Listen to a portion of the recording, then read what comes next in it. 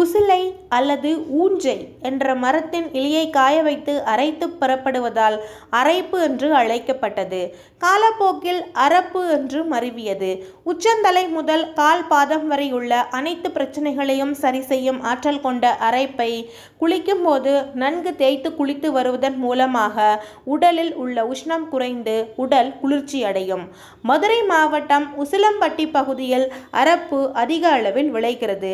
பெண்கள் இதனை கூந்தலை பராமரிக்க பெரிதும் பயன்படுத்துகிறார்கள். அரப்பின் பயன்கள்: தலைமுடி நன்கு வளர உதவுகிறது. தோல் நோய்க்கு சிறந்த மருந்தாக பயன்படுகிறது. பொடுகு நீக்கியாக செயல்படுகிறது. தோலின் வறட்டு தன்மையை போக்கக்கூடியது. மேலும் இதில் எண்ணற்ற பயன்கள் உள்ளது.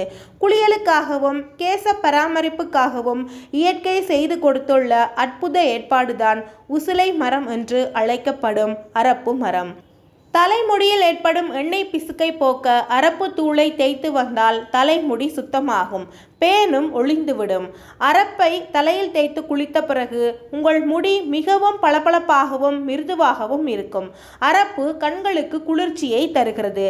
இதன் இலை, பூக்கள், தீக்காயங்கள் மற்றும் புண்களை குணப்படுத்த பயன்படுகின்றன. அரப்பின் இலைகள் கால்நடைகளுக்கு நல்ல தீவனமாகவும் மண்ணுக்கு சிறந்த தழைச்சத்து உரமாகவும் பயன்படுகிறது. இயற்கை விவசாயத்தில் பயன்படுத்தப்படும் அரப்பு மோர் கரைசல் இதன் இலைகளிலிருந்து தான் தயாரிக்கப்படுகிறது. அரப்பில் ஜிப்ராலிக் அமிலம் இருப்பதால் பயிர்களின் வளர்ச்சிக்கு ஊக்கியாக இருக்கிறது. பூக்கள் பிடிக்கும் சமயத்தில் அரப்பு மோர் கரைசலை தெளித்தால் அதிகம் பூக்கள் பிடிக்கும். அரப்பு பொடி செய்முறை: அரப்பு இலையை நிழலில் உலர்த்தி தூசுகளை அகற்றி பொடியாக அரைத்து வைத்து கொள்ள வேண்டும். இந்த பொடியை அப்படியே தலைக்கு தேய்த்து குளிக்கலாம். ஆவாரம் பொடியுடன் அரப்பு பொடியை சேர்த்து குளித்தால் பேன், பொடுகு பிரச்சனை தீரும். இந்த வீடியோ உங்களுக்கு பிடிச்சிருந்தா உங்க ஃப்ரெண்ட்ஸ் கூட ஷேர் பண்ணிக்கோங்க. மறக்காம பெண்மணி யூடியூப் சேனலை சப்ஸ்கிரைப் பண்ணிக்கோங்க.